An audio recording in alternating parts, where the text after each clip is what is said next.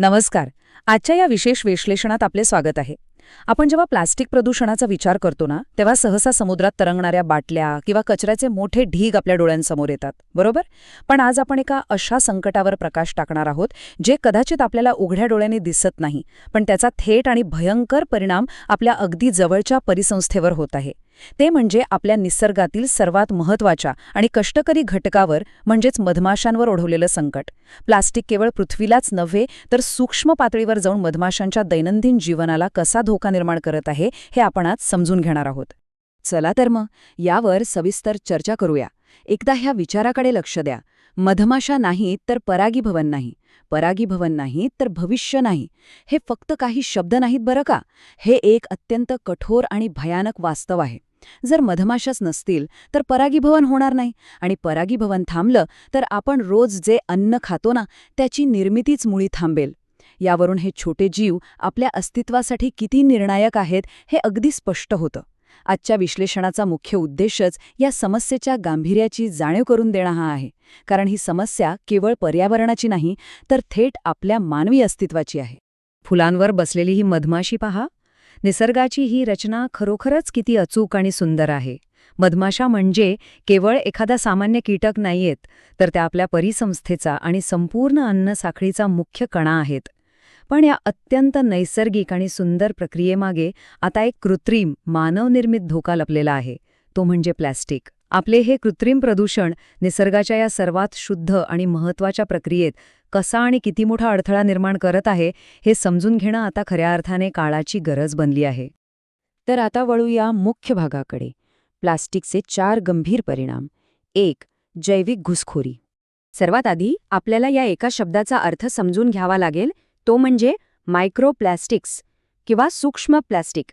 हे प्लास्टिकचे असे अत्यंत लहान कण असतात जे आपल्याला साध्या डोळ्याने दिसतही नाहीत.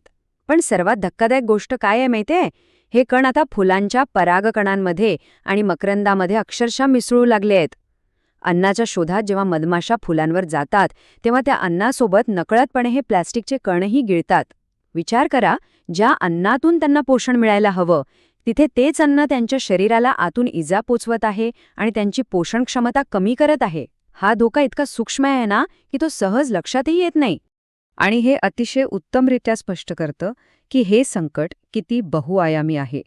मुख्यत्वे याचे 4 टप्पे आहेत. पहिले म्हणजे अधिवास नष्ट होणे. नैसर्गिक अधिवासात साचलेल्या या प्लास्टिक कचऱ्यामुळे मधमाशांना घरे बनवण्यासाठी सुरक्षित आणि स्वच्छ जागाच उरलेल्या नाहीत.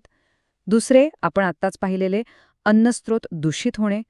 तिसरे मोठे संकट म्हणजे रसायनांचा संपर्क, ज्याबद्दल आपण पुढे आणखी सविस्तर बोलणार आहोत. आणि चौथे म्हणजे पोळ्याचं आरोग्य बिघडणे.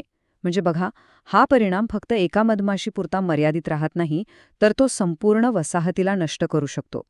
इथून आपल्याला या समस्येची भीषणता एका दृष्टिक्षेपात समजते. आता मगाशी उल्लेख केलेल्या रसायनांबद्दल थोडं सविस्तर पाहूया. प्लास्टिक म्हणजे केवळ एखादा कचऱ्याचा तुकडा नाहीये, तर त्यासोबत अनेक विषारी रसायने जोडलेली असतात. BPA, थॅलेट्स आणि PFS सारखे अत्यंत घातक रसायने प्लास्टिकच्या माध्यमातून मधमाशांच्या संपर्कात येतात. या रसायनांमुळे मधमाशांच्या शरीरातील हार्मोन्सचे संतुलन पार बिघडून जाते. त्यांची रोगप्रतिकारक शक्ती इतकी कमकुवत होते की त्या अगदी छोट्याशा आजारालाही सहज बळी पडू शकतात. आणि सर्वात चिंतेची बाब म्हणजे याचा त्यांचा प्रजनन क्षमतेवर थेट परिणाम होतो. याचाच अर्थ असा की आपण फक्त आजच्या मधमाशांनाच नाही तर त्यांच्या पुढच्या पिढीलाही संकटात टाकत आहोत. आता या संपूर्ण प्रक्रियेतील सर्वात गंभीर बाब कोणती असेल? तर हा केवळ एका वैयक्तिक मधमाशीचा प्रश्न राहिलेला नाहीये. जेव्हा एखादी मधमाशी अन्नासोबत किंवा इतर कारणांनी प्लास्टिक आपल्या शरीराला किंवा पायांना चिकटवून आणते, तेव्हा ती हे विषारी पदार्थ थेट आपल्या पोळ्यात म्हणजेच आपल्या घरात घेऊन येते. पोळ्यातील लहान अळ्या, ज्यांना अत्यंत शुद्ध पोषणाची गरज असते, त्यांच्यापर्यंत हे प्लास्टिक पोहोचते. यामुळे संपूर्ण पोळ्याची स्वच्छता आणि त्या अळ्यांची निरोगी वाढ अक्षरशः धोक्यात येते. एका मधमाशीने नकळत आणलेले हे विष संपूर्ण वसाहतीला आजारी पाडण्यासाठी पुरेसे असते. चला तर मग वळूया पुढच्या भागाकडे. आपल्या मधमाशांचे रक्षण, सामूहिक जबाबदारीसाठी आवश्यक कृती. तर इथला सर्वात महत्त्वाचा मुद्दा हा आहे की आत्तापर्यंत आपण जे पाहिले ते अत्यंत चिंताजनक असले तरी आपण प्रत्यक्षात काय करू शकतो. या 5 पायऱ्या अगदी सोप्या आणि स्पष्ट आहेत. पहिली पायरी, प्लास्टिकचा वापर कमी करा. शक्य असेल तिथे प्लास्टिकला पर्याय नक्की शोधा. दुसरी पायरी, पुनर्वापर आणि पुनर्चक्रीकरण. प्लास्टिकला दुसरं जीवन द्या, ते निसर्गात असेच फेकून देऊ नका. तिसरी अत्यंत महत्त्वाची पायरी म्हणजे योग्य विल्हेवाट. उघड्यावर कचरा टाकणे म्हणजे वन्यजीवांना आणि मधमाशांना थेट धोका निर्माण करणे. चौथी पायरी खरोखरच एक खूप सुंदर कृती आहे. मधमाशांसाठी झाडे लावा. आपल्या बागेत किंवा कुंडीत अशी झाडे लावा जी मधमाशांना आकर्षित करतील आणि त्यांना शुद्ध अन्न देतील. आणि शेवटची 5वी पायरी, जागरूकता पसरवा.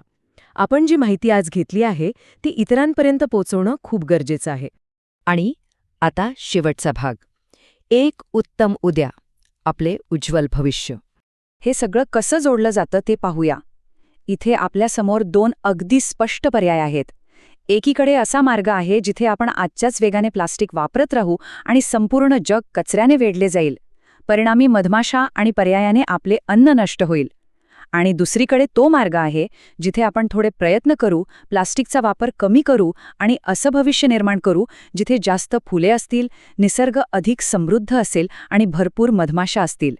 यातला कोणता पर्याय निवडायचा हे आता पूर्णपणे आपल्याच कृतीवर अवलंबून आहे. आजच्या या विश्लेषणाच्या शेवटी हा एक प्रश्न नक्की मनात ठेवूया.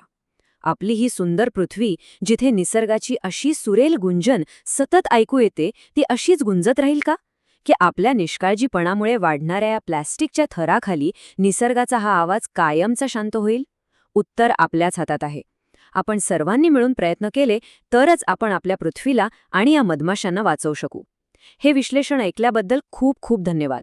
निसर्गाप्रती आपली जबाबदारी ओळखायला अजिबात विसरू नका.